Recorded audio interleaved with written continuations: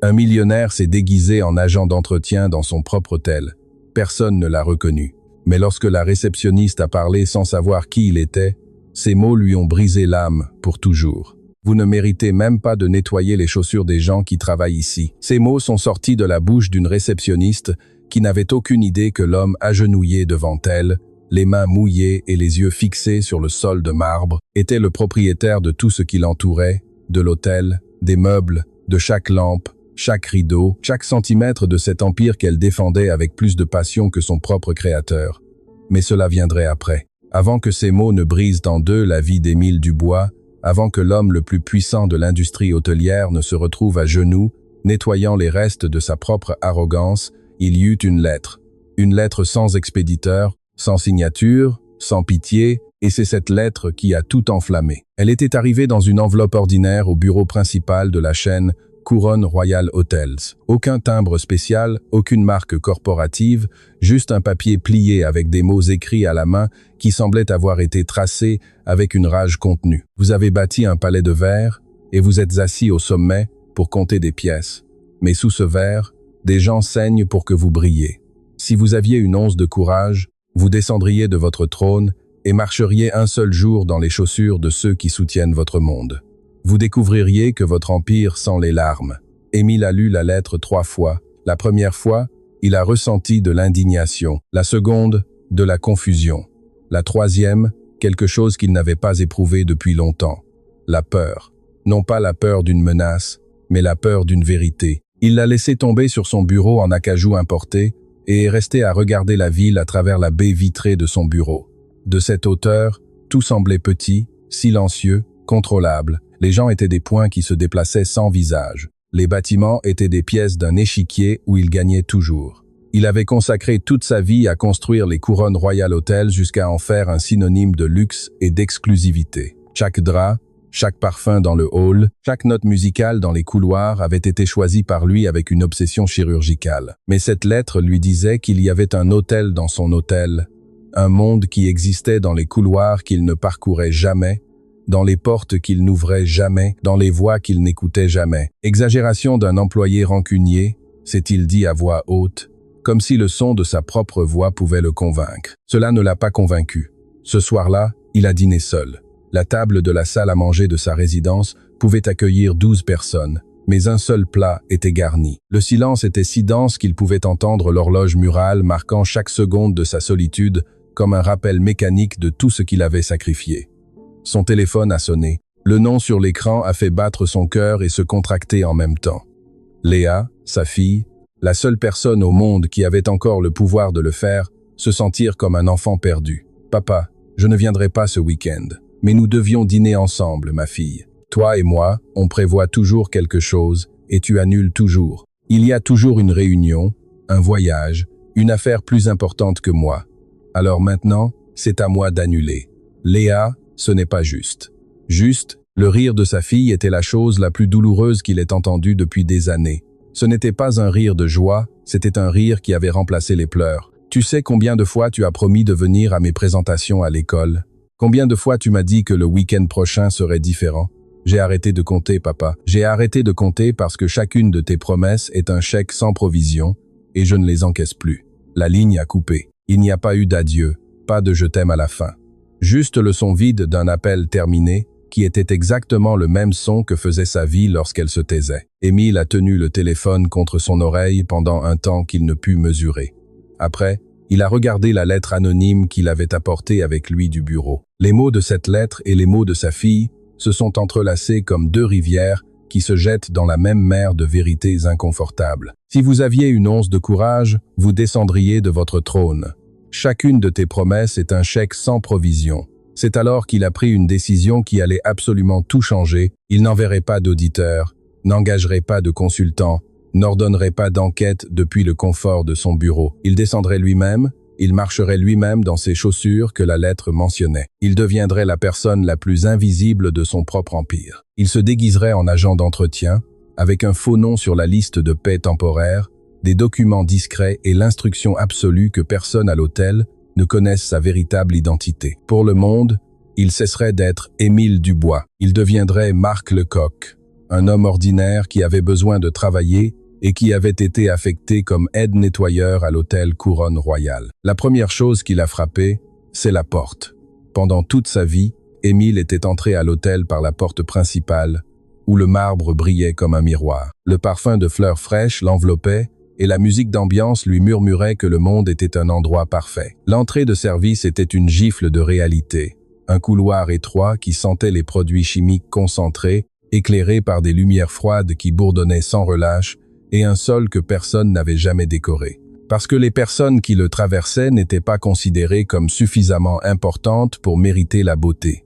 Tu es le nouveau. La voix appartenait à Monsieur Dupont, un homme qui nettoyait cet hôtel depuis tant d'années qu'il semblait avoir été construit autour de lui. Ses yeux avaient cette profondeur que seules développent les personnes qui ont observé le monde depuis l'ombre pendant si longtemps qu'elles ont fini par comprendre des choses que les autres ne soupçonnent même pas. « Oui, je suis Marc », a répondu Émile, ressentant un étrange frisson en prononçant un nom qui n'était pas le sien. « Ici, il n'y a pas de messieurs ni de titres, Marc », lui a dit Monsieur Dupont avec un sourire qui mélangeait fatigue et sagesse. « Ici, nous sommes ceux qui faisons en sorte que tout fonctionne pour que ceux de l'extérieur croient que la magie apparaît seule. » Monsieur Dupont l'a guidé vers la réserve, un espace si petit que 2 personnes ne pouvaient pas bouger sans se cogner. Des produits de nettoyage entassés, des uniformes qui avaient survécu à trop de lavage, des outils qui fonctionnaient plus par habitude que par bon état. Il lui a remis les outils de base et a commencé à lui expliquer la routine avec la patience de quelqu'un qui a enseigné à des dizaines de personnes les mêmes leçons. « Il y a une seule règle que tu ne peux jamais briser », lui a dit Monsieur Dupont en marchant dans les couloirs de service. « Tu n'existes pas. Quand tu nettoies le hall, les clients regardent à travers toi comme si tu étais en verre. Quand tu passes la serpillière près de la réception, tu fais partie du mobilier. Si quelqu'un t'adresse la parole, tu réponds avec amabilité, tu souris et tu disparais. Nous sommes des fantômes nécessaires, Marc. Sans nous, ça s'écroule. Mais si tu fais bien ton travail, personne ne se souviendra que tu étais là. Fantôme nécessaire, a répété Émile à voix basse, sentant chaque mot s'enfoncer dans sa conscience, comme une écharde qu'il ne pouvait pas retirer. La première heure fut une démolition silencieuse de tout ce qu'il croyait savoir sur son propre hôtel. Nettoyer un sol en marbre n'était pas simplement passer un instrument d'un côté à l'autre. C'était un travail physique qui exigeait technique, résistance et une attention aux détails que son corps, habitué au siège de direction et au chauffeur privé, ne possédait tout simplement pas. Ses bras tremblaient, son dos protestait, et chaque fois qu'il croyait avoir terminé un secteur, il découvrait qu'il avait laissé des marques qu'il devait corriger. Plus lentement l'a corrigé Monsieur Dupont, l'observant avec compassion. « Si tu te dépêches, tu laisses des traces. Et si tu laisses des traces, Madame Vermelaine te le fera savoir d'une manière qui te restera gravée. » « Qui est Madame Vermelaine ?» Monsieur Dupont a baissé la voix instinctivement, comme si les murs pouvaient le trahir. « Sophie Vermelaine, la directrice générale. Pour nous, elle est plus puissante que n'importe quel propriétaire ou actionnaire, car c'est elle qui est ici tous les jours, décidant qui reste et qui part. Le propriétaire de l'hôtel n'apparaît jamais dans ses couloirs. Alors pour nous, elle est la seule loi qui existe. » L'impact de ces mots fut comme un coup de poing invisible. Émile venait de découvrir que pour les personnes qui maintenaient son empire en vie, il n'existait pas.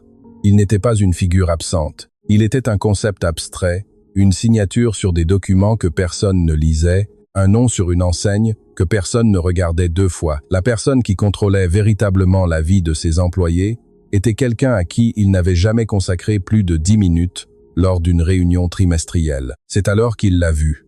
Sarah Lambert était derrière le comptoir de la réception, s'occupant d'un client avec un sourire qu'elle semblait maintenir en place par un effort surhumain. Il y avait quelque chose en elle qu'Émile ne pouvait pas définir avec précision.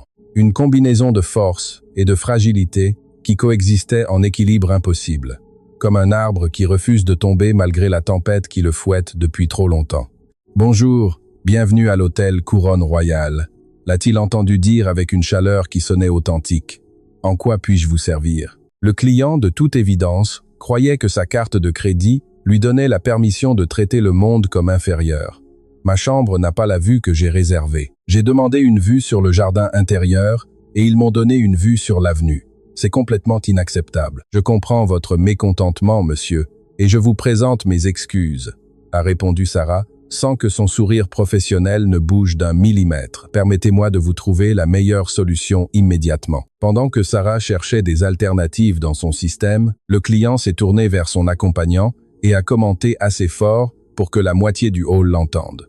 On paie une fortune et ils ne peuvent même pas faire une simple réservation correctement. C'est pour ça que ce pays n'avance pas. Émile a vu les doigts de Sarah s'arrêter sur le clavier pendant exactement une seule seconde où sa mâchoire s'est crispée et ses yeux ont brillé d'un quelque chose qui aurait pu être de la douleur ou de la fureur contenue. Puis, avec une sérénité qui, pour Émile, semblait surhumaine, elle a continué à taper. « J'ai une excellente nouvelle, monsieur. Je peux vous offrir un surclassement vers notre suite au dernier étage, avec une vue panoramique complète, sans frais supplémentaires. Je suis sûr que cela dépassera vos attentes. » Le client a accepté avec un grognement qui se voulait un remerciement et s'est éloigné sans regarder en arrière. Au moment où il a disparu de vue, Émile a assisté à une transformation qui l'a laissé paralysé. Le sourire de Sarah s'est éteint comme une bougie à qui l'on vole l'oxygène. Son visage a révélé pendant un instant fugace une fatigue si profonde, si ancienne, qu'elle semblait appartenir à quelqu'un qui a porté le monde sur ses épaules, sans que personne ne lui demande jamais si elle avait besoin de repos. Et, le nouveau, la voix de Sophie Vermeulen l'a arraché à son observation. Il s'est retourné pour trouver la directrice générale le regardant avec une expression qui combinait autorité froide et impatience calculée. « Tu es resté trop longtemps dans le même secteur. Ce travail n'est pas pour contempler le paysage. Va au couloir nord avant que les cadres de l'événement corporatif n'arrivent et la prochaine fois que je te verrai immobile sans rien faire, ce sera la dernière. »« Oui, madame, » a répondu Émile, et au moment où ces deux mots sont sortis de sa bouche, quelque chose s'est fracturé en lui. Lui, qui n'avait jamais de sa vie répondu « oui, madame » à qui que ce soit, venait de le faire par réflexe, sans y penser, comme si l'uniforme d'agent d'entretien avait instantanément reprogrammé sa place dans la hiérarchie humaine. Alors qu'il poussait son chariot de nettoyage vers le couloir nord, il est repassé devant la réception. Sarah organisait des documents et pendant une seconde, leurs regards se sont croisés. Alors quelque chose est arrivé qu'Émile n'attendait pas et n'oublierait jamais. Elle lui a souri.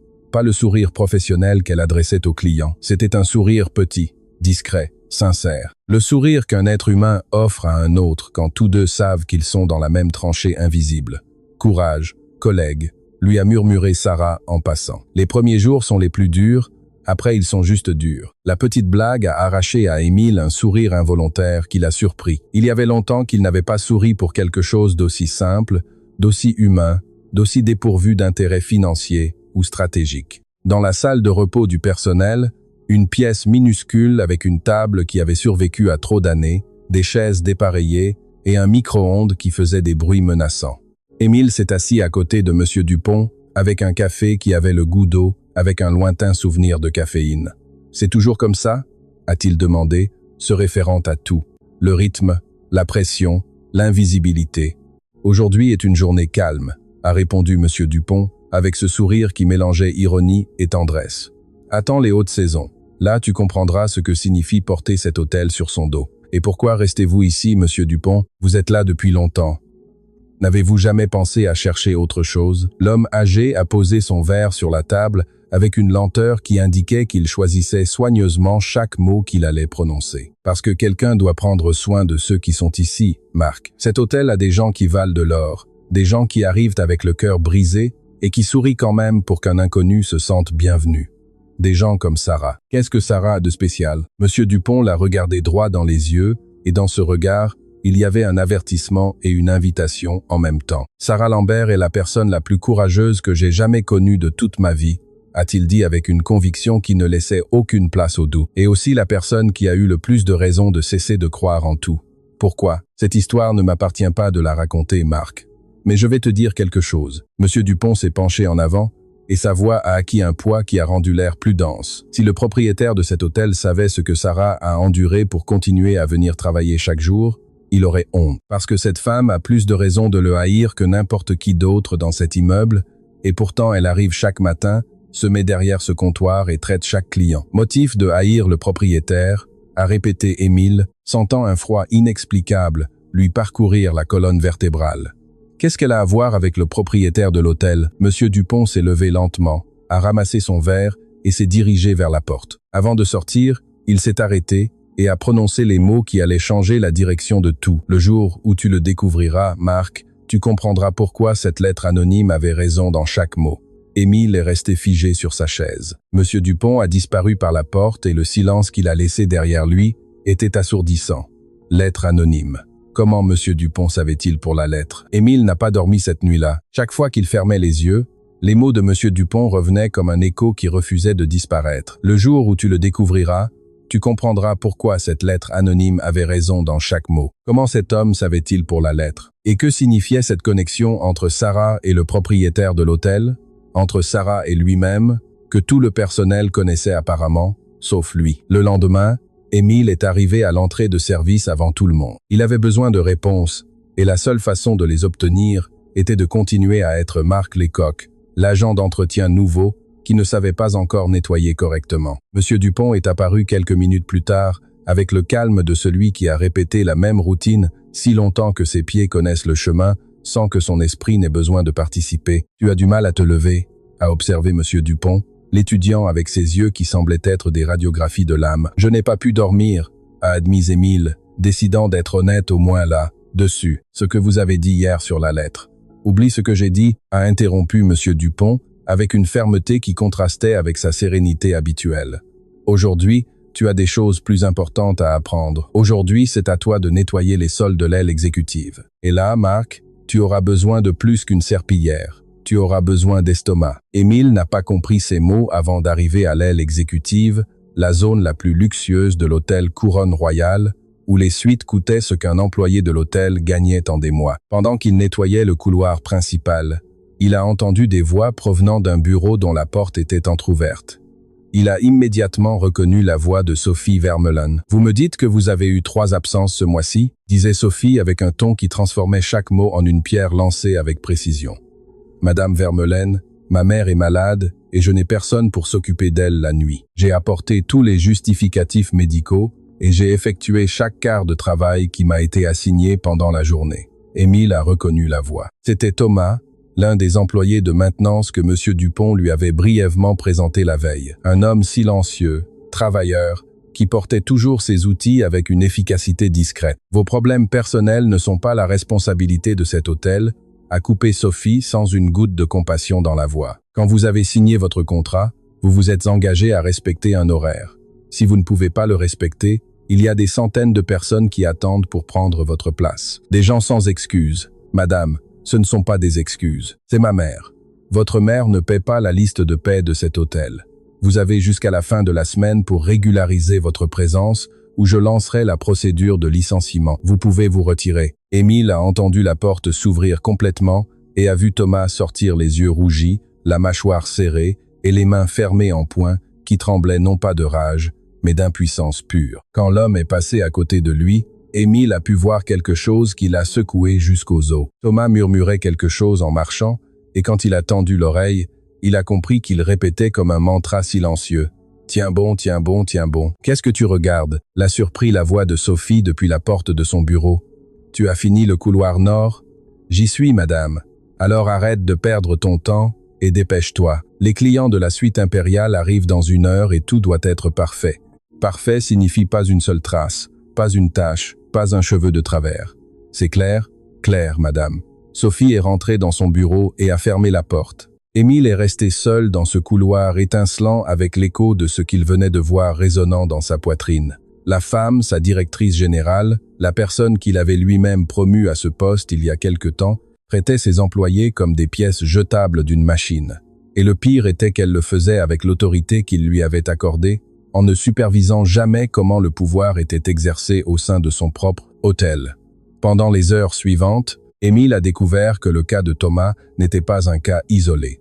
En nettoyant différentes zones de l'hôtel, il a été témoin d'un schéma qui lui a retourné l'estomac. Dans la cuisine du restaurant principal, il a entendu Sophie réprimander une cuisinière appelée Hélène pour être arrivée avec quelques minutes de retard. « Si vous ne pouvez pas être ponctuel, vous devriez être chercher un travail qui correspond à votre manque d'engagement », lui a-t-elle dit devant toute l'équipe de cuisine. Hélène a baissé la tête pendant que ses collègues regardaient le sol, tous pris dans ce pacte silencieux de ceux qui savent que défendre l'autre signifierait devenir la prochaine victime. Dans la blanchisserie, Il a trouvé 2 employés qui parlaient à voix basse en pliant des draps avec une vitesse mécanique qui témoignait d'une pratique forcée. Et il y a 3 personnes qui sont parties ce mois-ci, disait l'une d'elles, prénommée Laura.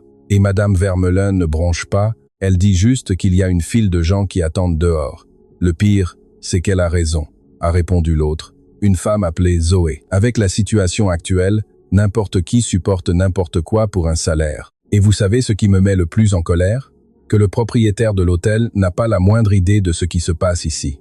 Cet homme vit sur une autre planète. Vous le connaissez? A demandé Laura. Personne ne le connaît, a répondu Zoé, avec un rire amer. Ils disent que c'est un fantôme qui n'apparaît que dans les pages financières. Il nous paie le salaire minimum pendant qu'il se promène dans le monde. Madame Vermeulen dit qu'il approuve toutes les coupes, toutes les politiques, tout. Alors si elle nous traite comme ça, c'est parce qu'il le lui permet. Émile a ressenti chacun de ces mots comme des aiguilles qui s'enfonçaient lentement dans sa poitrine. Il nous paie le salaire minimum pendant qu'il se promène dans le monde. Était-ce vrai? Il avait toujours cru que les salaires de son entreprise étaient compétitifs, mais il n'avait jamais vérifié personnellement les listes de paie opérationnelles. Il avait tout délégué à Sophie Vermeulen. À midi, il a cherché M. Dupont dans la salle de repos. L'homme âgé mangeait un modeste déjeuner qu'il avait apporté de chez lui, du riz, des haricots, et un morceau de pain qui semblait avoir été cuit avec amour, mais avec des ingrédients limités. « Monsieur Dupont, a dit Émile en s'asseyant en face de lui, j'ai besoin que vous m'expliquiez ce qui se passe dans cet hôtel. Qu'est-ce que tu veux savoir exactement? Tout. Je veux savoir pourquoi la directrice traite ainsi le personnel. Je veux savoir pourquoi les gens supportent.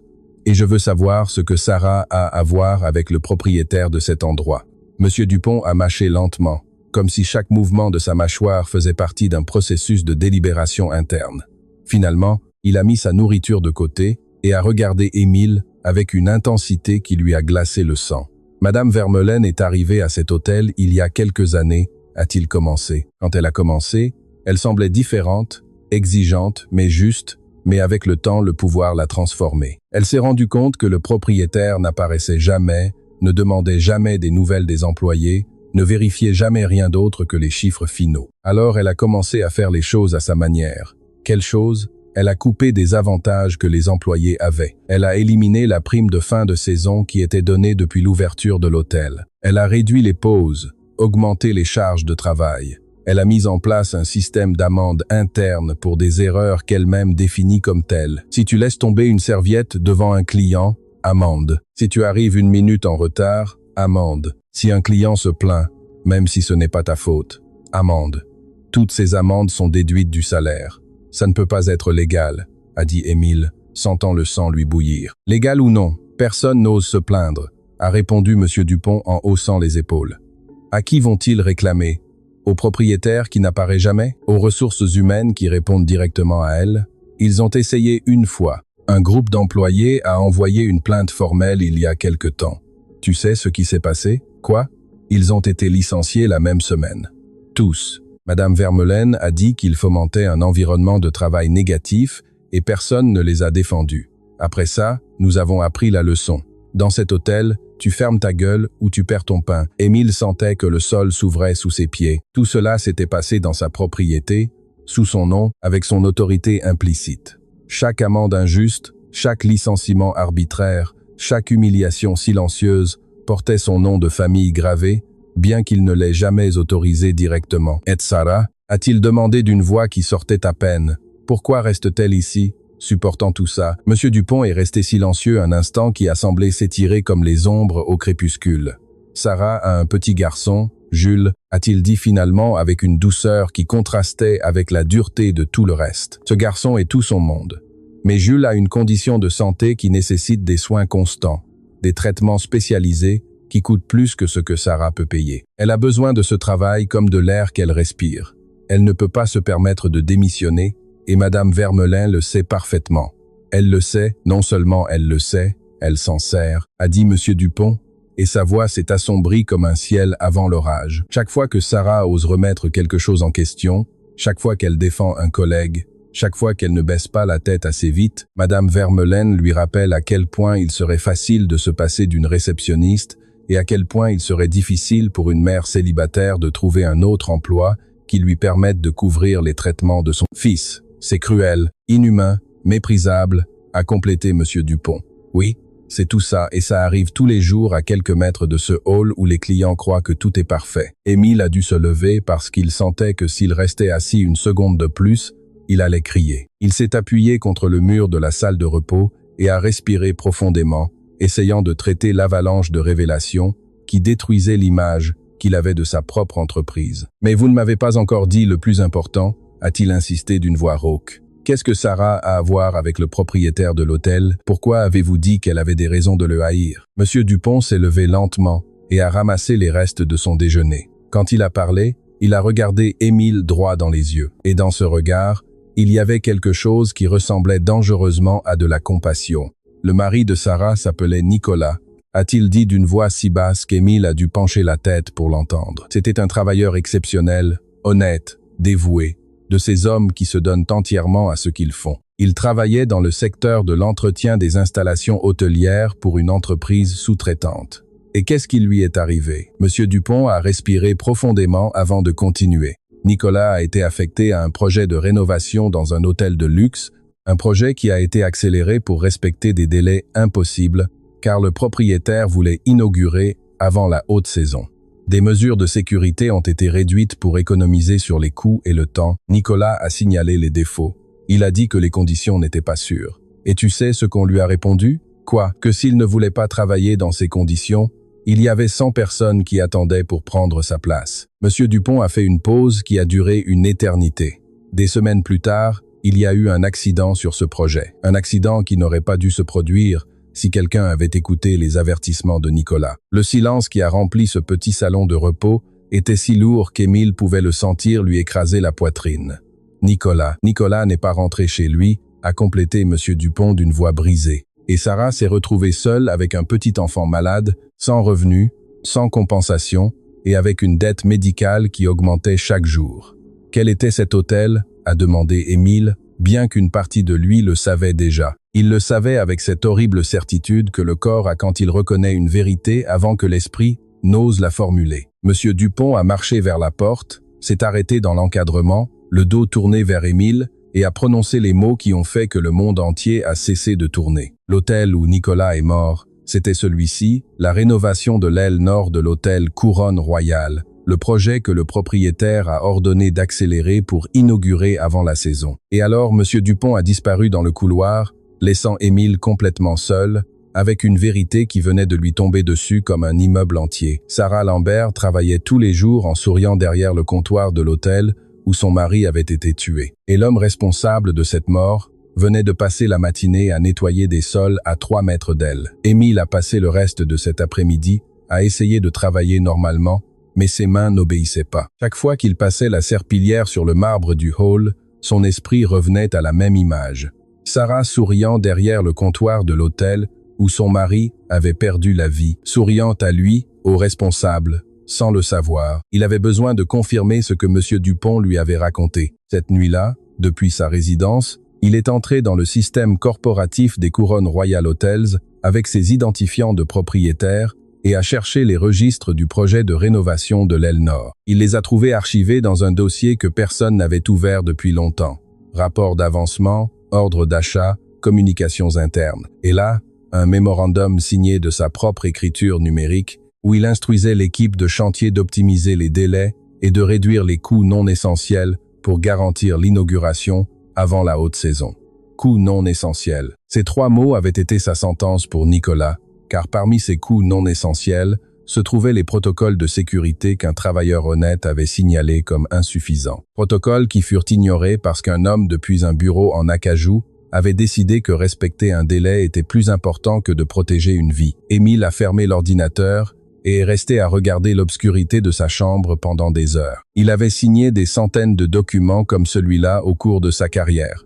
Optimiser, réduire, accélérer, des mots corporatifs élégants qui déguisaient des décisions avec des conséquences qu'il ne s'était jamais arrêté à considérer. Combien d'autres Nicolas y avait-il dans son historique? Combien d'autres familles avaient payé le prix de son obsession pour les délais et les profits? Le lendemain, il est retourné à l'hôtel avec un nœud à l'estomac qui l'empêchait de respirer normalement. En se changeant dans le vestiaire du personnel, il a observé quelque chose qu'il n'avait pas remarqué jusqu'à ce moment-là. Nulle part dans la zone des employés, il n'y avait une seule photographie du propriétaire de l'hôtel. Il n'y avait pas de portrait corporatif, pas de tableaux institutionnels, il n'y avait absolument rien qui relie le nom Dubois à un visage humain. Monsieur Dupont, a-t-il demandé pendant qu'il préparait les outils pour la journée. Avez-vous déjà vu le propriétaire de l'hôtel? Savez-vous à quoi il ressemble? Monsieur Dupont a lâché un rire sec qui sonnait comme une frustration accumulée. Personne ici ne l'a jamais vu, Marc. Madame Vermeulen s'assure que ce soit le cas. Elle ne permet pas de photos du propriétaire dans les zones du personnel. Elle ne partage pas d'informations à son sujet. Elle ne le mentionne pas par son nom. Pour elle, plus le propriétaire est lointain et abstrait, plus elle a de pouvoir. Si nous pouvions mettre un visage sur l'homme qui signe nos chèques, peut-être oserions-nous lui parler directement. Et cela, Madame Vermeulen ne peut pas le permettre. C'était la pièce manquante. Sophie Vermeulen avait délibérément construit un mur entre le propriétaire et ses employés. Elle avait transformé Émile Dubois en un mythe, en une ombre sans forme, afin que personne ne puisse l'atteindre et qu'elle puisse régner sans supervision. Et il le lui avait permis par son absence chronique. La matinée s'est déroulée avec la routine habituelle. Nettoyer les couloirs, vider les poubelles, nettoyer les miroirs, disparaître quand un client s'approchait. Émile nettoyait la zone près de la réception quand il a entendu le téléphone de Sarah sonner. Non pas le téléphone de l'hôtel, mais son téléphone personnel qui a vibré avec un message qu'elle a lu sous le comptoir, essayant que personne ne la voie. Ce qu'Émile a observé ensuite lui a brisé l'âme.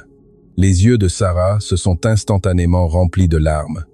Sa main s'est portée à sa bouche pour contenir un sanglot qui luttait pour s'échapper. Tout son corps s'est tendu comme si quelqu'un lui avait planté un poignard invisible. Mais à peine quelques secondes plus tard, quand un client s'est approché du comptoir, Sarah a essuyé ses larmes d'un mouvement rapide, a recomposé son sourire professionnel et a servi avec la même chaleur que d'habitude. « Bienvenue, monsieur. En quoi puis-je vous aider ?» La capacité de cette femme à fragmenter sa douleur en compartiments étanches et à continuer de fonctionner comme si rien ne se passait était la chose la plus admirable et la plus dévastatrice qu'Émile ait jamais vue dans sa vie. À l'heure du déjeuner, Émile a cherché Sarah. Il l'a trouvée dans un coin de la salle de repos, assise seule avec une assiette de nourriture qu'elle avait à peine touchée. Ses yeux étaient rougis, mais secs, comme si elle avait dépensé toutes ses larmes et qu'il ne lui restait plus que ce calme vide qui vient après les pleurs. « Ça va ?» a demandé Émile en s'asseyant en face d'elle, avec une naturelle qu'il espérait ne pas sembler forcée. Sarah l'a regardée avec surprise. Il était évident qu'elle n'était pas habituée à ce que quelqu'un lui pose cette question. « Oui, merci. Juste une longue journée ?» a-t-elle répondu avec ce sourire automatique qui était déjà devenu son bouclier préféré. « Vous êtes ici depuis 2 jours, et j'ai déjà remarqué que vos sourires ont 2 versions. » a dit Émile avec une honnêteté qui l'a surpris lui-même. Celle que vous donnez aux clients et celle que vous gardez quand personne ne regarde. Sarah l'a observé pendant plusieurs secondes avec une expression qui mélangeait méfiance et curiosité. Personne dans cet hôtel ne lui avait dit une chose pareille. Ses collègues la respectaient, l'aimaient même, mais ils avaient appris que trop poser de questions était dangereux dans un environnement où la vulnérabilité pouvait devenir une arme. « Vous êtes très observateur pour un agent d'entretien ?» a-t-elle dit finalement. « Peut-être que nettoyer les sols me donne beaucoup de temps pour regarder ce que les autres ne voient pas. » Quelque chose dans cette réponse a semblé désarmer une petite partie de la forteresse que Sarah maintenait toujours dressée. Elle est restée silencieuse un moment, jouant avec la nourriture de son assiette, et alors elle a parlé d'une voix qui était à peine un filet. « Mon fils est malade, Marc. Il a une condition qui nécessite des traitements constants et de plus en plus coûteux. Aujourd'hui, j'ai reçu un message du centre médical où il est soigné. Ils m'ont informé que le prochain cycle de traitement avait augmenté de prix. Je ne sais pas comment je vais le payer. Vous n'avez pas d'aide, de famille, d'amis? Ma famille, ce sont mon fils et moi. Son père est décédé. Je suis vraiment désolé. Merci, a répondu Sarah, et quelque chose a changé dans son regard, comme si mentionner son mari avait ouvert une écluse qu'elle gardait normalement fermée à clé. Tu sais ce qui est le plus difficile de perdre quelqu'un, Marc? Ce n'est pas la douleur du premier jour. Cette douleur est si grande qu'elle te protège presque parce qu'elle ne te laisse pas penser. Le plus difficile vient après, quand le monde continue de tourner et que tu dois te lever, t'habiller, sourire et fonctionner comme si ta vie ne s'était pas brisée en 2. Comment faites-vous? Pour Jules, a-t-elle répondu sans hésiter. Tout ce que je fais, c'est pour lui. Chaque sourire que j'offre à un client grossier, chaque humiliation que je supporte de la directrice, Chaque nuit où je rentre à la maison si fatigué que je peux à peine garder les yeux ouverts, tout est pour mon fils, parce qu'il n'a pas demandé à naître dans ces circonstances, et il mérite une mère qui ne renonce pas. Émile sentait chaque mot de Sarah devenir une fissure de plus dans la structure de celui qu'il croyait être. Mais ce qui vint après fut ce qui le détruisit véritablement. « Tu sais où mon mari est décédé ?» a demandé Sarah soudain avec un calme plus terrifiant que n'importe quel cri. « Non », a menti Émile, bien que la vérité lui brûlait la gorge. Ici, dans cet hôtel, dans l'aile nord, Sarah a pointé du doigt vers la droite, vers un couloir qu'Émile avait parcouru ce même matin avec sa serpillière, sans savoir qu'il nettoyait le sol où la vie de cette femme s'était brisée pour toujours. Nicolas travaillait à la rénovation de cette aile, a continué Sarah, et sa voix a acquis une fermeté qui semblait forgée dans l'acier trempé par la souffrance. Il était spécialiste des installations, le meilleur dans ce qu'il faisait. Des semaines avant l'accident, il a envoyé des rapports à ses superviseurs, avertissant que les conditions n'étaient pas sûres, qu'ils accéléraient trop, que les protocoles de sécurité avaient été réduits. Et qu'est-ce qu'on lui a répondu? On lui a dit ce qu'on dit toujours aux travailleurs qui osent remettre en question les ordres, que si les conditions ne lui plaisaient pas, il y avait 100 personnes dehors prêtes à prendre sa place. Sarah a fait une pause, et dans cette pause, Émile a pu entendre le poids de chaque nuit qu'elle avait passée sans dormir, de chaque larme qu'elle avait versée en silence. Nicolas est resté parce que nous avions un fils avec une condition médicale qui dépendait de son assurance professionnelle. Il ne pouvait pas démissionner. Il était piégé. Et après l'accident, le regard de Sarah s'est durci. Non pas de haine, mais de cette clarté brutale que seules possèdent les personnes qui ont touché le fond et ont dû se reconstruire à partir des cendres. Après l'accident, l'entreprise de construction a dit que c'était une négligence du travailleur, que Nicolas n'avait pas suivi les protocoles correctement. Ils ont rejeté la faute sur le mort, Marc, parce que les morts ne peuvent pas se défendre. Émile a senti qu'il allait vomir, non pas métaphoriquement, littéralement. Son corps réagissait physiquement à la vérité qu'il recevait.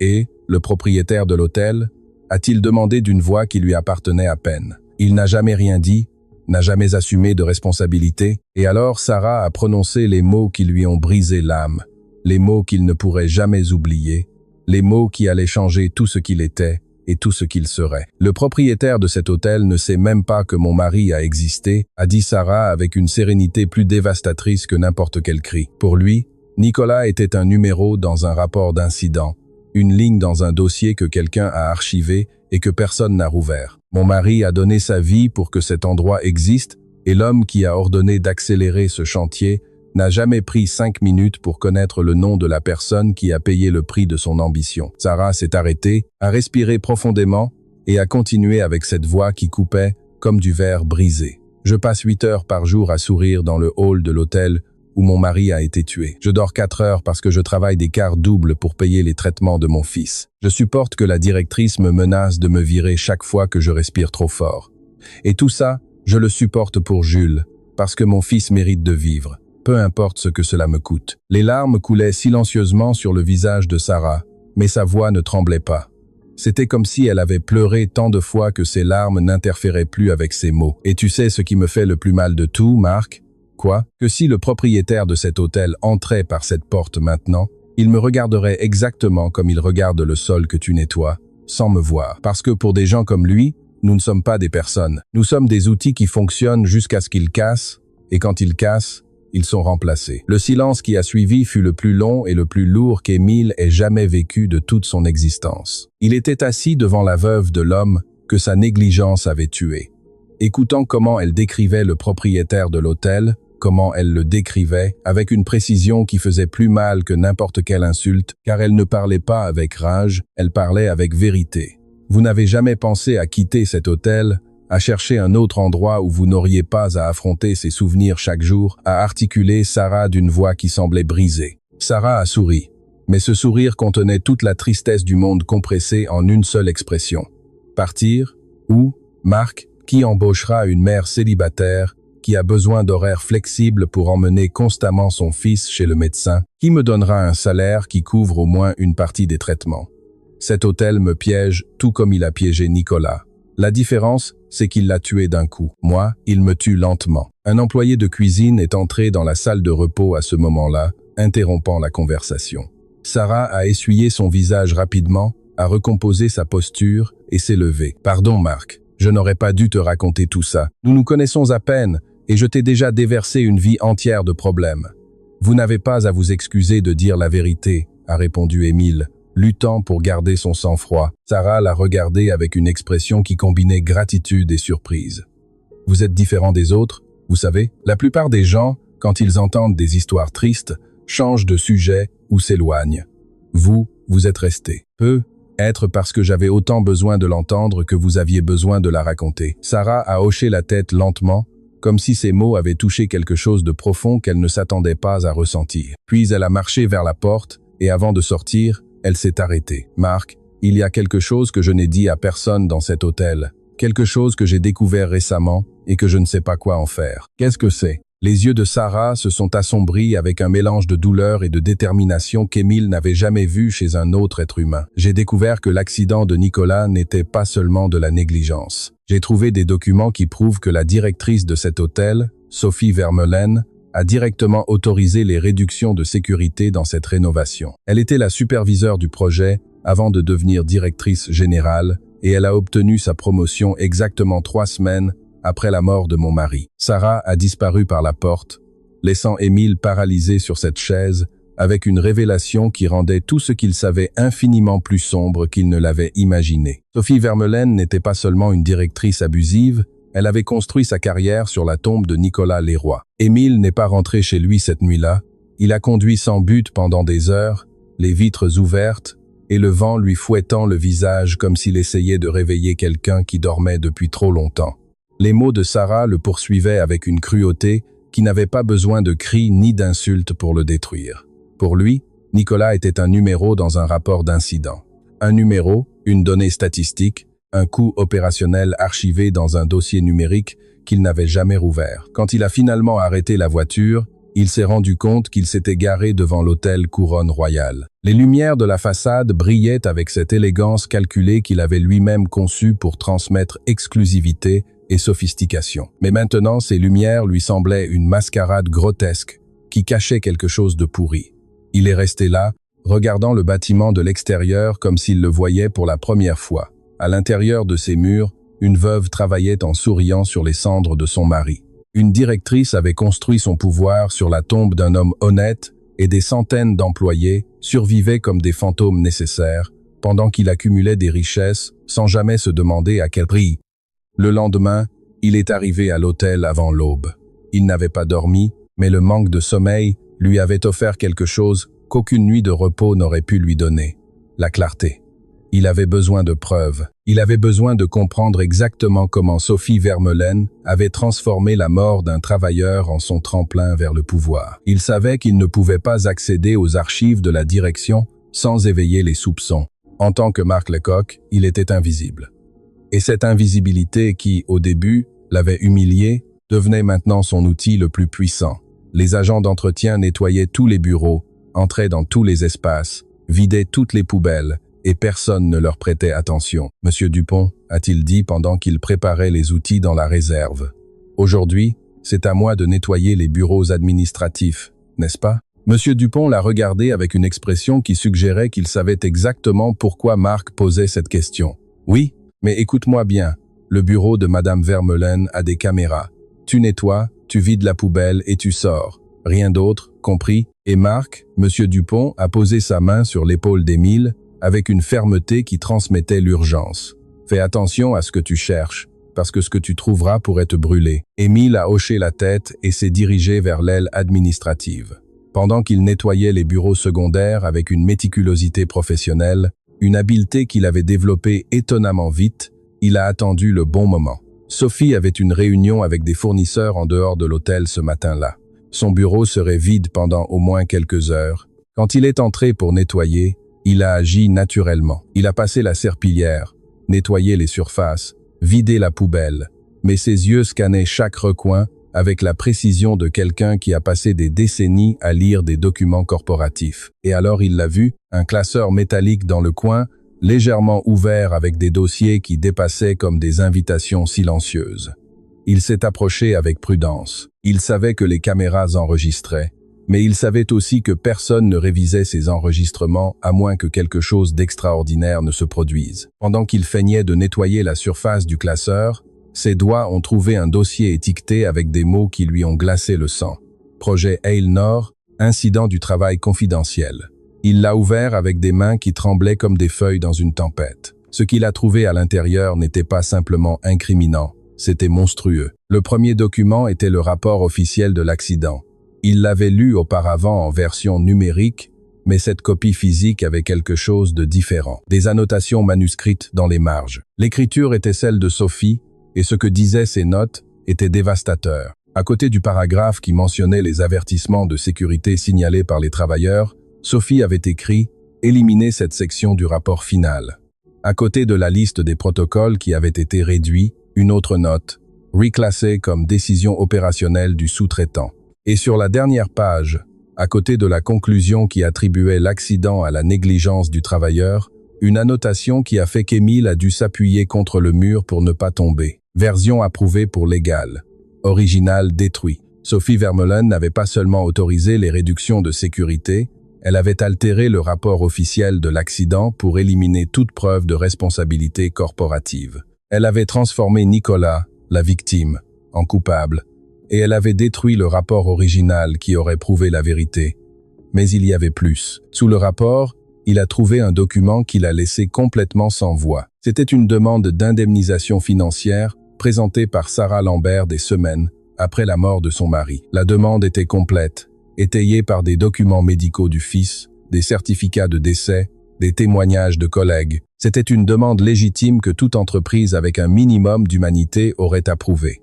Dans le coin supérieur droit, à l'encre rouge et de l'écriture de Sophie, un seul mot, refusé. Et en dessous, une note adressée au service juridique, transférée aux archives mortes, ne pas contacter la demanderesse. Toute communication doit passer d'abord par mon autorisation. Sarah n'a jamais reçu de réponse. Elle n'a jamais su que sa demande avait été lue, évaluée et rejetée par la même personne qui avait causé la mort de son mari. Elle avait attendu des semaines une réponse qui n'est jamais venue, interprétant le silence comme une indifférence corporative, sans imaginer que derrière ce silence se cachait une femme qui avait besoin que la vérité reste enterrée. Émile a photographié chaque document avec son téléphone personnel. Ses mains tremblaient tellement qu'il a dû prendre plusieurs photos de chaque page pour s'assurer qu'au moins une soit lisible. Puis, avec un soin obsessionnel, il a remis chaque papier exactement là où il l'avait trouvé et est sorti du bureau, le cœur battant si fort qu'il pouvait le sentir dans les tempes. Cet après-midi-là, quelque chose d'inattendu est arrivé. Émile nettoyait le couloir près de la réception quand il a vu Sarah recevoir un appel qui l'a fait pâlir. Il a entendu des fragments épars. « Comment ça? Ça s'est aggravé. Ils ont besoin que je vienne maintenant. » Mais mon quart se termina. Sarah a raccroché et est restée immobile pendant quelques secondes qui ont semblé éternelles. Puis elle a cherché du regard quelqu'un qui pourrait la remplacer au comptoir, mais le hall était en pleine activité et il n'y avait pas de personnel de remplacement disponible. Émile l'a vu reprendre son téléphone, composer un numéro et attendre avec une anxiété qui décomposait son visage. « Madame Vermeulen, c'est Sarah. J'ai besoin de partir tôt aujourd'hui. Mon fils a eu une crise au centre médical et ils ont besoin que je sois présente pour autoriser une procédure. » Émile n'a pas pu entendre la réponse de Sophie, mais il a pu parfaitement voir la réaction de Sarah. Son visage est passé de l'espoir à l'effondrement en quelques secondes. Ses lèvres se sont serrées, ses yeux se sont fermés comme si elle recevait un coup physique. « Je comprends, madame. Oui, madame. Je terminerai mon quart. » Elle a raccroché et est restée à regarder l'écran de son téléphone, avec une expression qu'Émile n'oublierait jamais.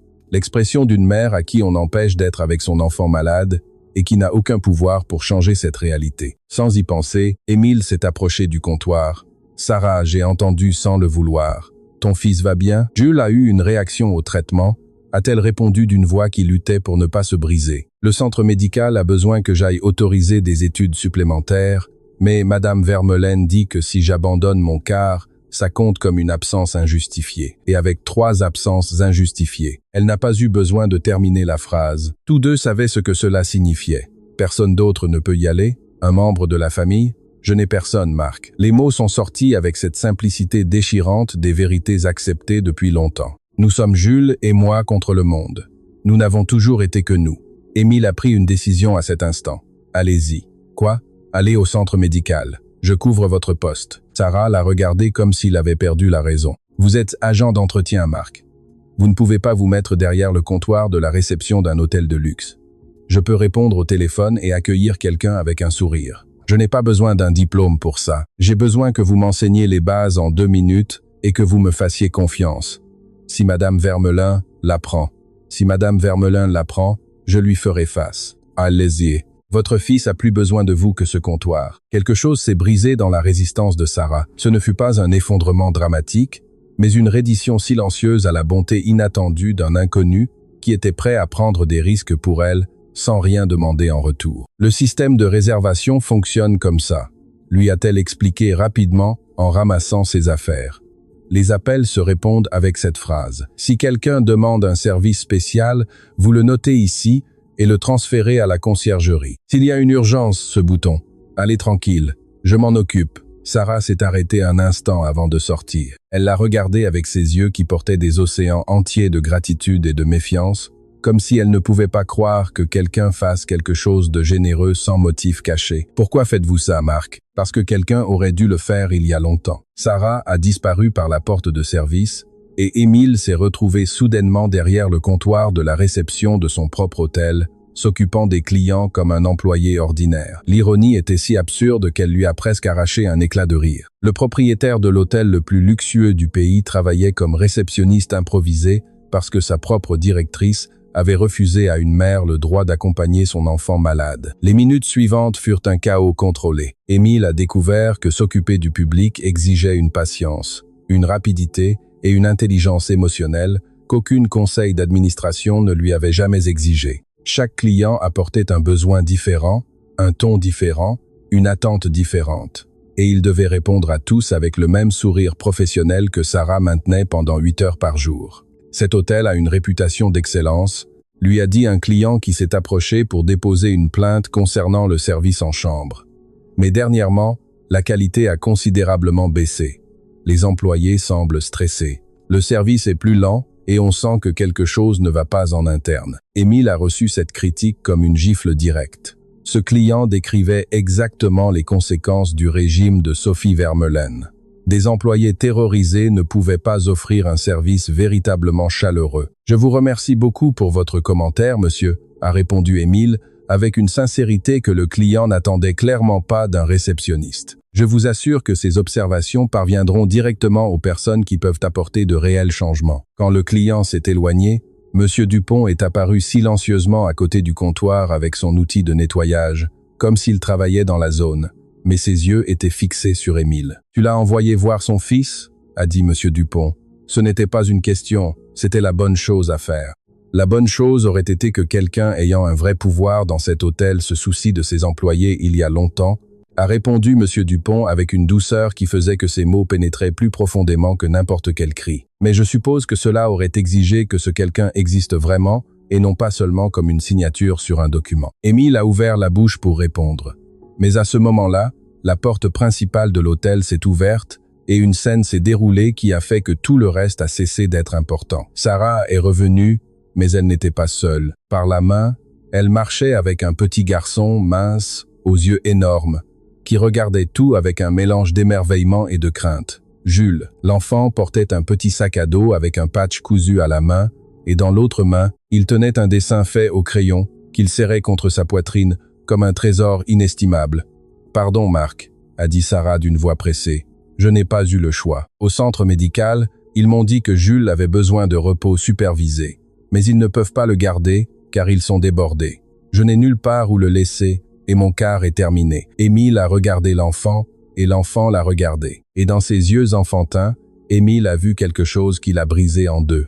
Il a vu un enfant qui ne comprenait pas pourquoi le monde était si compliqué pour sa maman, mais qui l'aimait avec une intensité qui n'avait pas besoin de mots pour s'exprimer. « Bonjour », a dit Jules d'une voix petite mais claire. « Vous êtes l'ami de ma maman ?»« Oui », a répondu Émile, et il a été surpris de découvrir qu'il ne mentait pas. « Je suis son ami. C'est super », a dit l'enfant avec un sourire qui a illuminé tout le hall. « Ma maman a besoin de plus d'amis. Elle dit toujours qu'elle va bien, mais je sais que parfois elle pleure quand elle croit que je dors. » Sarah a fermé les yeux en entendant les mots de son fils, et une larme solitaire a coulé sur sa joue. Émile a senti que quelque chose en lui qui dormait depuis des décennies se réveillait enfin, déchirant tout sur son passage. « Jules peut rester avec moi pendant que tu finis ton quart », a proposé Émile. « Je peux m'occuper de lui dans la salle de repos. »« Je ne peux pas vous demander ça, Marc. Vous en avez déjà trop fait. Vous ne me le demandez pas. Je vous l'offre. » Jules a tiré la main de sa maman et l'a regardée avec ses yeux que seuls les enfants possèdent. « Maman, monsieur a l'air gentil. Je peux lui montrer mes dessins pendant que tu travailles. Regarde, aujourd'hui, j'ai dessiné notre famille. » L'enfant a levé le dessin qu'il serrait contre sa poitrine. Émile l'a regardé et a eu besoin de toutes ses forces pour ne pas s'effondrer là. Le dessin montrait 3 figures, une femme debout sur le sol, un petit garçon à ses côtés et un homme flottant parmi les nuages avec d'énormes ailes et un sourire géant. En dessous, avec l'écriture tremblante d'un enfant qui apprenait à peine à écrire, il y avait une seule phrase « Mon papa nous protège du ciel ». Et l'ange du dessin portait un casque de travailleur. Émile a passé le reste de cet après-midi à s'occuper de Jules dans la salle de repos du personnel. Pendant que Sarah terminait son quart, l'enfant s'est avéré être une créature extraordinaire, silencieuse, mais observatrice, timide, mais étonnamment profonde pour quelqu'un de si petit. Pendant qu'il dessinait avec des crayons qu'Émile avait trouvés dans le bureau des fournitures, Jules parlait de son papa avec une naturelle qui transformait la mort en quelque chose de quotidien et l'absence en quelque chose de gérable. « Mon papa construisait des choses importantes », lui a-t-il dit sans lever les yeux de son dessin. « Maman dit qu'il a aidé à construire des endroits où les gens vont quand ils veulent se sentir spéciaux, comme cet hôtel. Ta maman te parle beaucoup de lui. Tous les soirs, elle me raconte une histoire différente de papa avant de dormir. Ma préférée, c'est quand papa lui a demandé de l'épouser. Elle dit qu'il était tellement nerveux qu'il a laissé tomber la bague 3 fois avant de la lui mettre. » Émile a souri, mais ce sourire cachait une douleur qui devenait insupportable. Chaque histoire que Jules racontait sur Nicolas était une autre brique dans le mur de culpabilité qui se dressait dans sa poitrine. Nicolas n'était pas un numéro. C'était un homme qui devenait nerveux, qui laissait tomber les bagues, qui construisait des choses avec ses mains et racontait des histoires avec son cœur. « Et toi, qu'est-ce que tu veux être quand tu seras grand, Jules ?» L'enfant a cessé de dessiner et l'a regardé avec un sérieux qui ne correspondait pas à son âge, mais que la vie lui avait imposé sans demander la permission. « Je veux être docteur », a-t-il répondu avec une conviction absolue. « Mais pas docteur pour les grandes personnes. Docteur pour les enfants, parce que quand je vais au centre médical, parfois les docteurs parlent bizarrement et ne m'expliquent pas les choses. Je veux être un docteur qui parle aux enfants comme un ami. C'est très beau, Jules. Maman dit que ça coûte très cher d'étudier pour être docteur, a continué l'enfant, et sa voix a baissé comme s'il partageait un secret qui le faisait honte. Mais je lui ai dit que j'allais beaucoup étudier pour obtenir une de ces bourses que donnent les grandes écoles. Comme ça, maman n'aura pas à s'inquiéter. Émile a dû tourner le visage pour que l'enfant ne voie pas ses yeux se remplir d'eau. Un petit garçon, malade, qui planifiait déjà comment alléger le fardeau économique de sa mère. Un enfant qui rêvait d'être docteur non par ambition, mais parce qu'il voulait que d'autres enfants ne vivent pas ce qu'il était en train de vivre.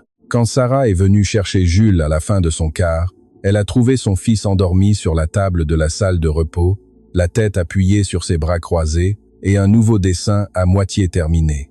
Émile était assis à côté de lui, veillant sur son sommeil comme un gardien silencieux. « Il s'est endormi il y a un petit moment », a murmuré Émile. « Il a dessiné et m'a raconté des histoires de son papa jusqu'à ce que la fatigue le submerge. » Sarah a observé la scène avec une émotion qu'elle tentait de contenir, mais qui débordait de ses yeux. « Merci Marc. Vous n'avez aucune idée de ce que cela a signifié pour moi de savoir qu'il était en sécurité pendant que je travaillais. Normalement, je vis avec le cœur serré quand je ne peux pas être avec lui. C'est un enfant extraordinaire. Sarah, il veut être docteur pour les enfants. Je sais, a-t-elle répondu avec un sourire qui mélangeait fierté et tristesse en proportions exactes. Ce rêve me tient éveillé la nuit quand tout semble impossible, parce que si je renonce, son rêve meurt avec moi. Sarah a porté Jules dans ses bras, avec cette habileté des mères qui ont appris à tout faire sans réveiller leurs enfants, et elle a pris congé avec un geste silencieux qui en disait plus que n'importe quel discours. Émile les a vus s'éloigner dans le couloir de service. Une femme portant son fils endormi après un quart de 8 heures, marchant vers un arrêt de bus qui l'amènerait à une maison où d'autres soucis et aucun vrai repos l'attendaient probablement. Cette nuit-là, Émile a pris 2 décisions. La première, il confronterait Sophie Vermeulen avec les preuves qu'il avait trouvées. La seconde, il ne le ferait pas en tant qu'Émile Dubois, le propriétaire. Il le ferait d'abord en tant que Marc Lecoq, l'agent d'entretien. Il avait besoin de voir comment Sophie réagissait lorsqu'elle était confrontée par quelqu'un qu'elle considérait insignifiant. Il avait besoin de voir la version complète du monstre avant de le démasquer. Le lendemain, l'occasion s'est présentée de la manière la plus inattendue. Émile nettoyait le couloir de l'aile exécutive quand il a entendu la voix de Sophie dans son bureau, parlant au téléphone avec quelqu'un qui avait évidemment du pouvoir sur les affaires légales de l'hôtel. « Non, écoutez-moi bien », disait Sophie, avec un ton qui combinait autoritarisme et impatience. « Ce dossier de l'incident de l'aile nord doit disparaître complètement du système. Pas archivé, pas reclassé, éliminé.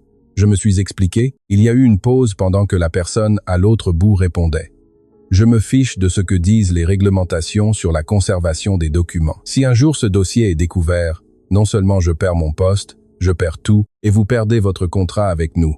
Nous avons donc tous les deux intérêt à ce que ces papiers cessent d'exister. » Émile a senti l'adrénaline lui parcourir tout le corps. Sophie essayait de détruire les dernières preuves de la dissimulation. Si elle y parvenait, la vérité sur la mort de Nicolas serait enterrée pour toujours, et Sarah n'obtiendrait jamais la justice qu'elle méritait. Mais alors, il s'est passé quelque chose qui a changé le cours de tout. La porte du bureau s'est ouverte d'un coup, et Sophie est sortie dans le couloir, se retrouvant face à face avec Émile, qui était accroupi en train de nettoyer le sol à quelques mètres de l'entrée. Les yeux de Sophie se sont fixés sur lui comme deux poignards de glace.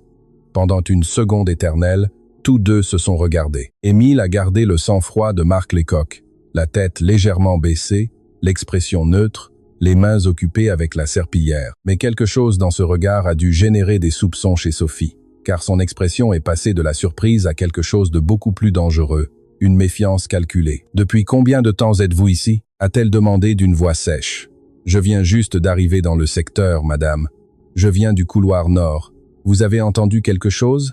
Je nettoyais seulement, madame. Je ne prête pas attention aux conversations des autres. » Sophie l'a étudié pendant quelques secondes qui ont semblé des heures. Puis elle a sorti son téléphone, a composé un numéro et a parlé sans le quitter des yeux. « Sécurité, j'ai besoin que vous m'envoyiez le registre d'accès du personnel de nettoyage à l'aile exécutive d'aujourd'hui. Je veux savoir exactement qui était ici, à quelle heure il est arrivé et combien de temps il est resté. » Elle a raccroché et a fait un pas vers Émile avec cette autorité écrasante qu'elle utilisait pour contrôler tous ceux qui étaient sous elle. « Marc Lecoq » a-t-elle dit en prononçant le faux nom comme si elle le décomposait, cherchant des fissures. « Vous êtes ici depuis quelques jours et je reçois déjà des rapports intéressants sur vous, que vous parlez beaucoup avec d'autres employés, qu'hier vous avez couvert le poste de réception sans autorisation, que vous êtes resté seul avec le fils de Sarah.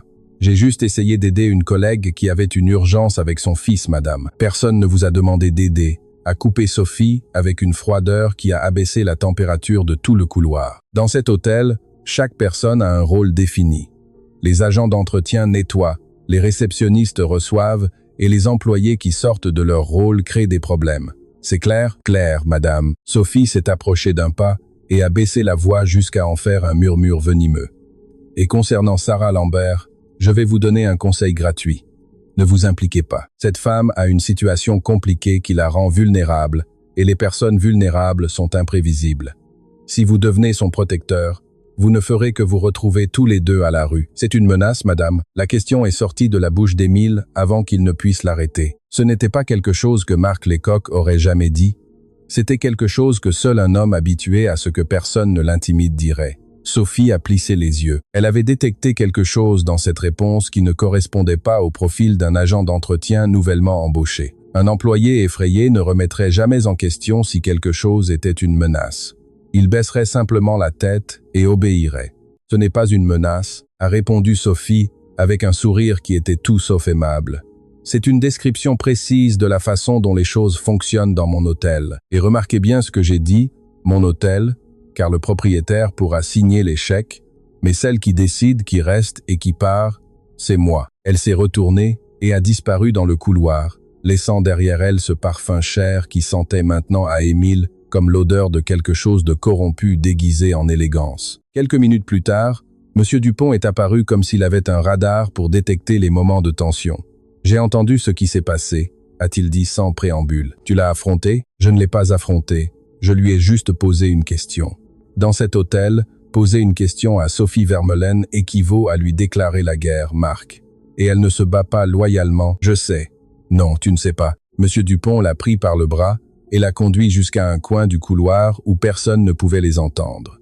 Écoute-moi attentivement. La dernière personne qui a confronté Sophie était un chef d'entretien appelé Arnaud, un homme bon. Il était dans cet hôtel depuis des années. Il a découvert que Sophie détournait des fonds du budget de sécurité vers des rénovations esthétiques qui impressionnaient les investisseurs. Qu'a fait Arnaud? Il a rassemblé des preuves, des documents, des registres, tout. Il a essayé de déposer une plainte formelle auprès de l'administration corporative. Et qu'est-ce qui s'est passé? Sophie l'a appris avant que la plainte n'arrive nulle part. Le lendemain, Arnaud a été accusé de vol de matériaux de l'hôtel, preuves fabriquées, témoignages achetés, tout parfaitement monté. Il a été licencié sans compensation et avec une tâche sur son dossier qui l'a empêché de trouver du travail pendant longtemps. Émile a senti la fureur se mêler à l'horreur. Sophie n'était pas seulement abusive envers les employés, c'était une prédatrice corporative qui éliminait systématiquement quiconque menaçait sa position. Pourquoi personne n'a-t-il porté cela devant les autorités? A demandé Émile avec une frustration qu'il avait du mal à contenir. Avec quelle preuve? Sophie détruit tout et les employés qui pourraient témoigner ont des familles à nourrir. Personne ne va risquer le pain de ses enfants pour se battre contre quelqu'un qui gagne toujours. Mais Sarah a dit qu'elle avait trouvé des documents. Monsieur Dupont a pâli visiblement. Sarah, elle t'a dit ça? Oui, elle m'a dit qu'elle avait découvert des preuves que Sophie avait autorisé les réductions de sécurité lors de la rénovation où Nicolas est mort. Mon Dieu, a murmuré Monsieur Dupont. Et pour la première fois, Émile a vu une peur authentique dans les yeux de l'homme qui semblait n'avoir peur de rien. Si Sophie apprend que Sarah a ces documents, non seulement elle va la licencier, elle va la détruire. Elle lui enlèvera tout, le travail, la réputation, la possibilité de trouver un emploi dans n'importe quel hôtel de la ville et avec un enfant malade et sans revenu. La phrase est restée incomplète, mais sa signification était dévastatrice. « J'ai besoin de parler à Sarah », a dit Émile avec urgence. « J'ai besoin de savoir où elle a gardé ses documents et de m'assurer qu'ils sont protégés. Et qu'est-ce que tu vas faire ensuite, Marc ?» a demandé Monsieur Dupont avec un regard qui pénétrait les couches d'identité fausse. Que peut faire un agent d'entretien contre une directrice qui a tout le pouvoir? Peut être qu'un agent d'entretien ne peut rien faire, a répondu Émile, choisissant soigneusement chaque mot. Mais parfois les gens ne sont pas ce qu'ils semblent être. Monsieur Dupont l'a regardé avec une intensité qui a duré plusieurs secondes. Puis il a hoché la tête lentement, comme s'il venait de confirmer quelque chose qu'il soupçonnait depuis longtemps. « J'ai toujours su que tu n'étais pas un agent d'entretien ordinaire, Marc, » a-t-il dit d'une voix si basse qu'elle était à peine audible. « Personne qui nettoie des sols pour la première fois ne pose les questions que tu poses. Personne qui vient d'arriver ne s'implique comme tu t'impliques. Je ne sais pas qui tu es vraiment et peut être qu'il ne m'appartient pas de le savoir, mais qui que tu sois, je te demande une seule chose. Quoi? Ne trahis pas Sarah. Cette femme a déjà été trahie par des gens puissants une fois. Si tu lui donnes de l'espoir et que tu l'abandonnes ensuite, ce sera pire que ce que Sophie pourrait lui faire. Je ne la trahirai pas, a promis Émile avec une conviction qui naissait du plus profond de son être. Monsieur Dupont a hoché la tête et s'est éloigné dans le couloir d'un pas lent, mais avant de disparaître, il s'est arrêté et a dit quelque chose qui a fait qu'Émile est resté complètement immobile. Ah, et Marc, ces documents que Sarah a trouvés, elle ne les a pas découverts par accident. Quelqu'un les lui a fait parvenir. Quelqu'un qui attend depuis des années que la bonne personne ait le courage de les utiliser. Émile est resté seul dans ce couloir, la serpillière à la main et une révélation qui reconfigurait tout l'échiquier. Monsieur Dupont non seulement savait pour la lettre anonyme, Monsieur Dupont était celui qui l'avait écrite et avait orchestré tout cela depuis le début. Émile a rattrapé Monsieur Dupont sur le parking du personnel ce soir-là. L'homme âgé marchait vers l'arrêt de bus. Mais il s'est arrêté avant qu'Émile ne dise un seul mot, comme s'il l'avait attendu.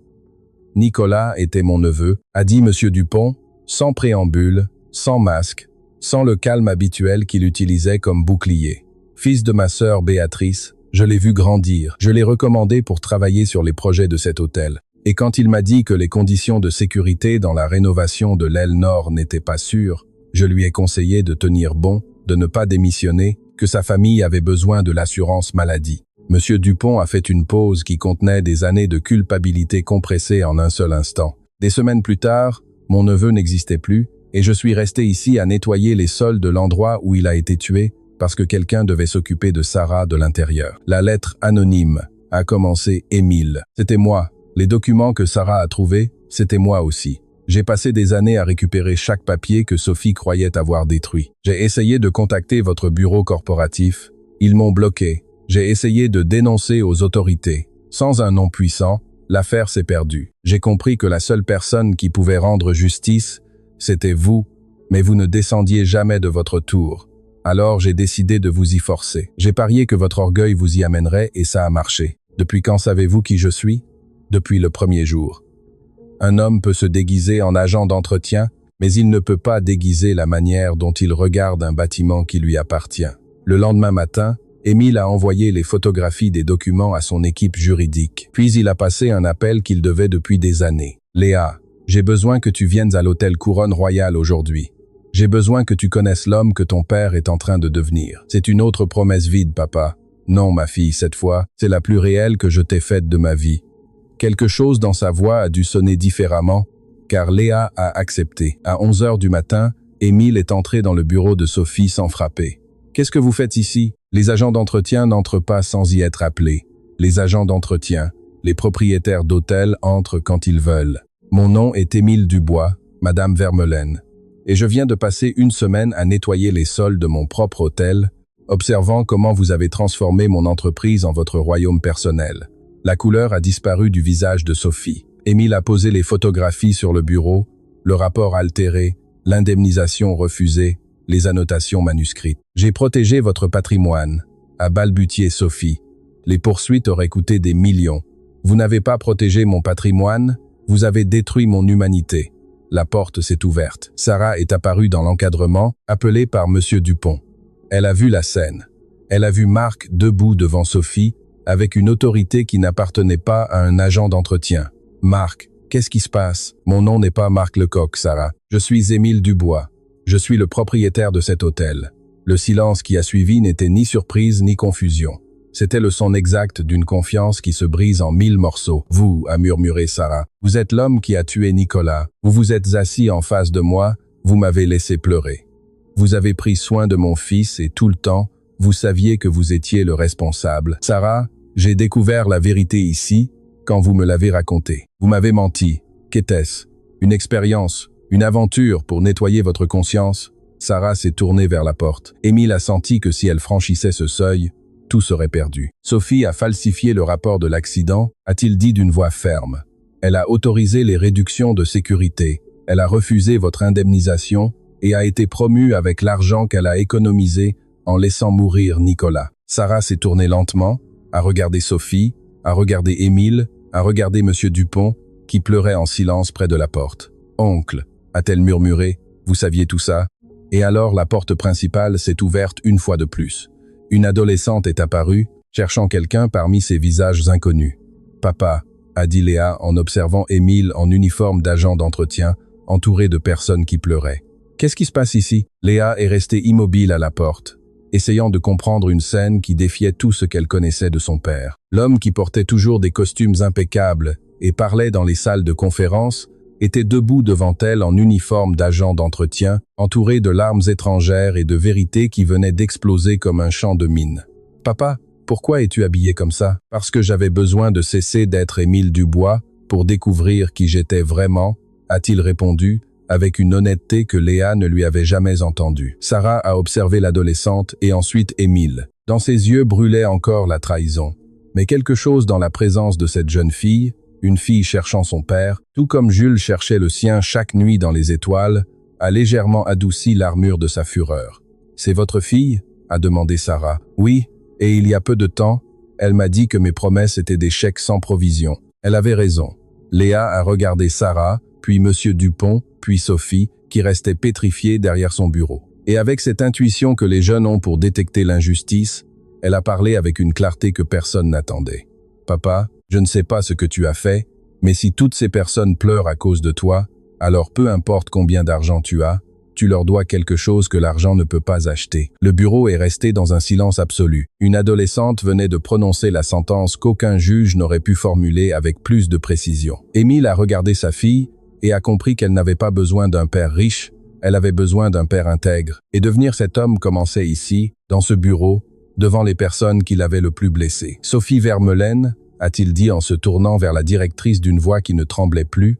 Vous êtes relevé de vos fonctions avec effet immédiat. Mon équipe juridique a déjà en sa possession les documents qui prouvent l'altération du rapport d'accident, le refus illégal d'indemnisation à la famille Leroy et votre tentative de destruction de preuves. Les autorités du travail seront informées avant la fin de la journée. Sophie s'est levée avec une dernière étincelle de défi. Si vous me coulez, j'emmène cet hôtel avec moi. Je sais des choses qui pourraient. Vous n'avez plus rien, a interrompu M. Dupont depuis la porte, et sa voix a sonné comme un lointain tonnerre. Chaque document que vous croyez avoir détruit, je l'ai gardé. Chaque ordre que vous avez donné pour éliminer des registres, j'en ai sauvé une copie. J'attends ce moment depuis des années, Sophie. Des années à nettoyer vos sols pendant que je construisais les preuves qui allaient vous faire tomber. Sophie a regardé M. Dupont, le vieil agent d'entretien qu'elle avait ignoré pendant des années, le fantôme nécessaire qui balayait les couloirs sans qu'elle lui accorde une seconde pensée, et elle a compris qu'elle avait été vaincue par la personne qu'elle considérait comme la plus insignifiante de tout son empire. Sans dire un mot de plus, elle a pris ses affaires et est sortie du bureau. Ses talons ont résonné dans le couloir comme une horloge qui marque les dernières heures d'un règne. Personne ne l'a arrêtée, personne ne l'a salué poliment. Les employés qui l'ont vu passer l'ont simplement observé en silence. Et ce silence fut plus éloquent que n'importe quel applaudissement. Quand Sophie a disparu, Émile s'est tourné vers Sarah. Elle n'avait pas bougé. Ses bras croisés étaient une forteresse, mais ses yeux racontaient une autre histoire. « Sarah, je ne vais pas vous demander de me pardonner. Je n'ai pas le droit de vous demander ça. Ce que je peux faire, c'est vous donner ce que vous auriez dû recevoir depuis le début. Je ne veux pas votre argent, Émile, a-t-elle répondu, et c'était la première fois qu'elle utilisait son vrai nom. Cela sonnait comme une accusation et un adieu en même temps. Je ne parle pas d'argent, je parle de vérité. Que le nom de Nicolas soit publiquement blanchi. Que le monde sache qu'il a averti des défaillances de sécurité et qu'il a été ignoré. Que votre mari n'était pas un négligent, mais un héros qui a tenté de protéger ses collègues. Sarah l'a regardé pendant un temps qui a semblé s'étirer jusqu'à toucher chaque recoin de sa douleur accumulée. Puis elle a parlé d'une voix qui sonnait comme de l'eau après un incendie. C'est la seule chose que j'ai voulu depuis que Nicolas est parti, que quelqu'un dise la vérité sur ce qui s'est passé, que son fils grandisse en sachant que son père n'était pas en faute. Il le saura, a promis Émile. Le monde entier le saura. Monsieur Dupont s'est approché de Sarah et lui a pris les mains. « Nièce, pardonne-moi de ne pas t'avoir raconté plus tôt. J'avais besoin que les pièces soient en place. J'avais besoin que la vérité ait suffisamment de force pour ne pas être réduite au silence à nouveau. » Sarah a regardé cet homme qui pendant des années avait nettoyé les sols à ses côtés, sans révéler qu'il partageait le sang, qu'il partageait la perte, qu'il partageait une guerre silencieuse contre la même injustice. « Oncle Roger », a-t-elle murmuré, et dans ces deux mots, il y avait toute la gratitude, et tout le reproche, et tout l'amour que seules les familles séparées par des circonstances plus grandes qu'elles peuvent ressentir. Quelques jours plus tard, Émile a convoqué tout le personnel de l'hôtel Couronne Royale dans le salon principal. Des employés qui n'avaient jamais mis les pieds dans cette zone réservée aux événements exclusifs se sont retrouvés assis sur les mêmes chaises qu'occupaient des hommes d'affaires et des célébrités, des cuisinières à côté de réceptionnistes, des agents d'entretien à côté de portiers, tous sous le même toit, sans hiérarchie qui les sépare. « Mon nom est Émile Dubois », a-t-il commencé devant eux. « Et pendant de nombreuses années, j'ai été le pire type de patron qui existe, celui qui ne sait pas qu'il est mauvais parce qu'il ne prend jamais la peine de regarder. » Il leur a tout raconté, sans omettre sa propre responsabilité, sans se cacher derrière des excuses corporatives. Il leur a parlé de la lettre qu'il avait amenée ici, des jours passés comme agent d'entretien, des vérités qu'il avait découvertes en nettoyant les sols.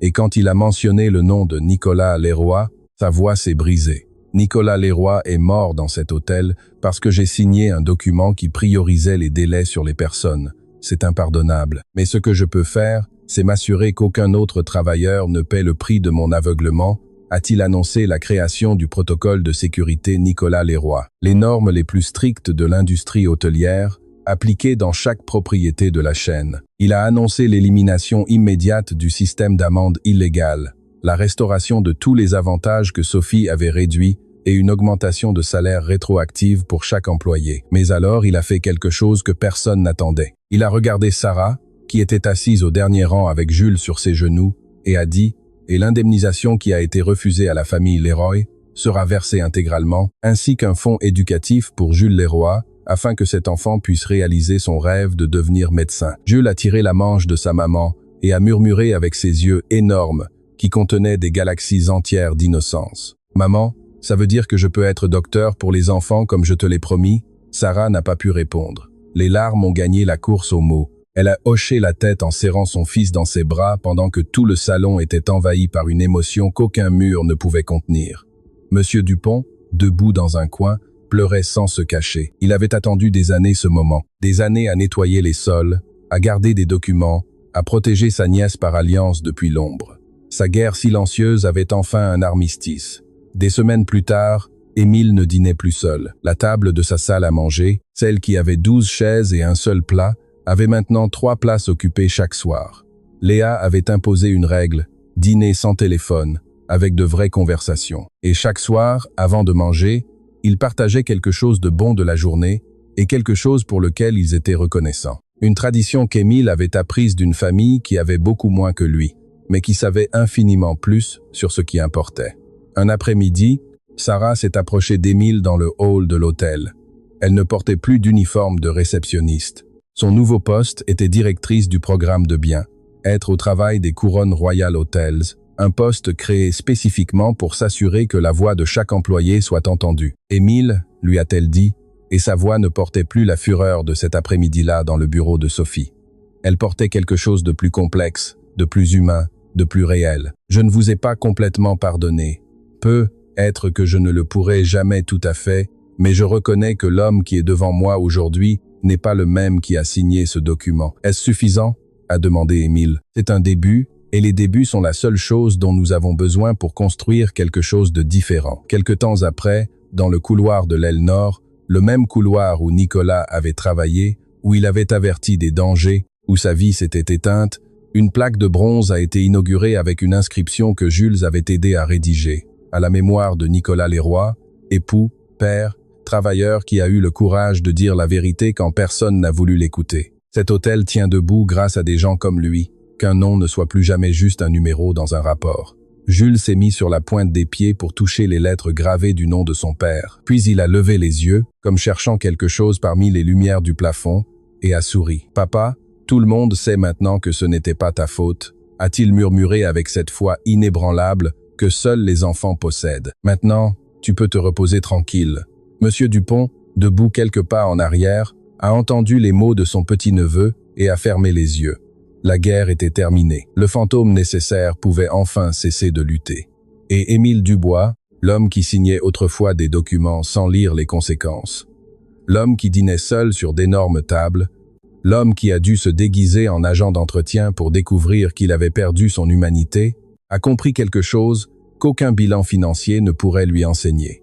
Les plus grands empires ne se construisent pas avec du marbre ni avec de l'argent. Ils se construisent avec la vérité que l'on a le courage d'affronter, avec les excuses que l'on a l'humilité d'offrir et avec les personnes que l'on apprend finalement à voir.